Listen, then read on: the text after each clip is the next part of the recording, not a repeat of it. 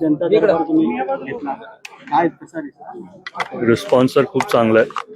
भरपूर तसे आपले सर्वच बारामतीकर इथं आलेत आणि वाटलं नव्हतं की खरंच एवढे लोक पहिल्याच दिवशी येतील, पण तेच दादांचं प्रेम सगळ्यांच्या डोळ्यात अजूनही दिसतं आणि मी पण दादांसारखं काम करण्याचा प्रयत्न करतो. दादा, आज जे बारामती शहर आणि ग्रामीण भागातले जे नागरिक आलेले आहेत, विशेषतः त्यांच्या कोणत्या समस्या होत्या त्या सोडवण्यात? तशा भरपूर समस्या आहेत, काय आरोग्याच्या असतील, काही शिक्षणाच्या असतील, मग नंतर पाण्याचे, लाईट्सचे, तसे भरपूर, आणि मग रस्त्यांचे पण काही अडचणी आहेत, तसे भरपूर आहेत.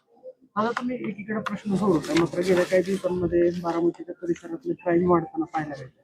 परवा वंदरवाडीच्या परिसरामध्ये एका व्यापाऱ्याला बोलवून घेतलं आणि त्याला बंदुकीचा धाक दाखवून लुटले गेले.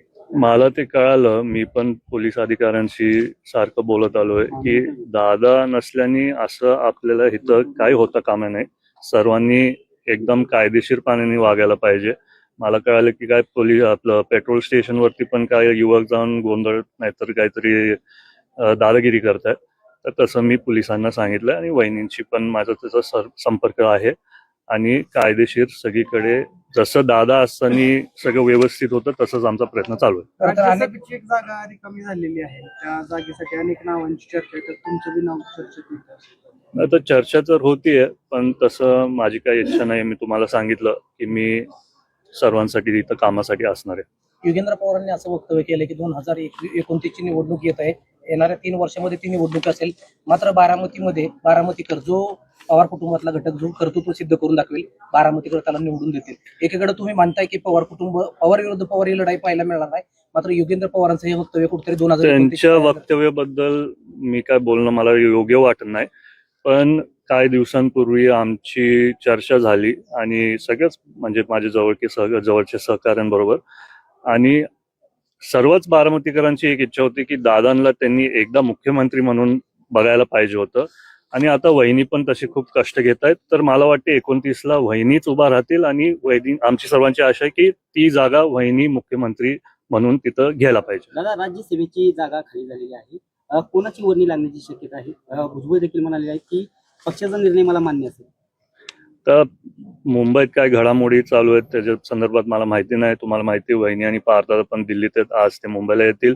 परवा मी मुंबईला जाणार आहे, तेव्हा मला काय जास्ती माहिती मिळाल्यावरती मी तुम्हाला तसं सांगतो. दादानंतर तुम्ही जनता दरबार पहिल्यांदाच घेत आहे. नागरिक अनेक ज्या समस्या घेऊन बाहेर आल्यानंतर दादांची सावली जयदादांमध्ये दिसत आहेत, अशा भावना व्यक्त करताना दिसत आहेत. कसं पाहताय?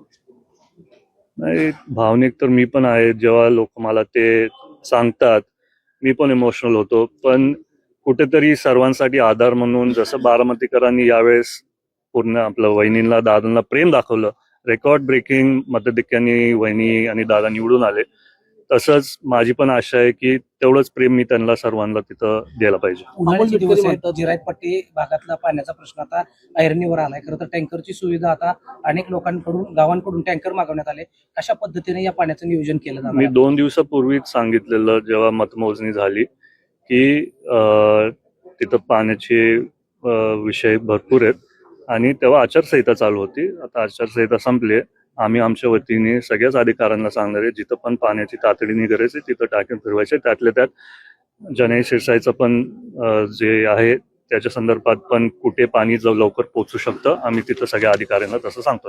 मुख्यमंत्री देवेंद्र फडणवीस यांनी जालाई शिरसाईला निधी देतो म्हणून सांगितलं होतं. दादांच्या प्रकरणात मी लक्ष घालतो, मग मला कुठल्या प्रकारचं विचार सुद्धा घेतले गेले नाही, तर तो त्यांचा स्वतःचं वक्तव्य आहे. माझं आणि अमोल मिटकरींचं चांगलं आम्ही चर्चा करत असतो, आम्ही जास्ती बोलतो, पण त्यांच्या मनातली भावना ते तसे तिथं त्यांनी सांगितलं असतील. मुख्यमंत्र्यांनी जालाई शिरसाई योजनेसाठी निधीची तरतूद करतो असं सांगितलं होतं, मात्र योगेंद्र पवार असं म्हणतात की ही जालाई शिरसाईची योजना अद्याप प्रलंबित आहे, या योजनेसाठी अद्यापही निधी उपलब्ध नाही, तसं नाहीये. तुम्हाला माहिती आहे की जेव्हापासून वहिनींनी ही जागा स्वीकारली आहे, त्यांच्या पण मनात हे कायम आहे की पाण्याचं कुठलाही विषय तिथं बारामतीत व्हायला नाही पाहिजे. सगळ्यांना चांगलं पाणी सर्वांपर्यंत पोहोचायला पाहिजे. आणि तसंच सीएम साहेब पण जेव्हा ते बारामतीत आले तेव्हा पण वहिनींची आणि त्यांची चर्चा झाली आणि त्यात तातडीने ते पण कष्ट घेऊन लवकर तिथे निधी उपलब्ध करतात.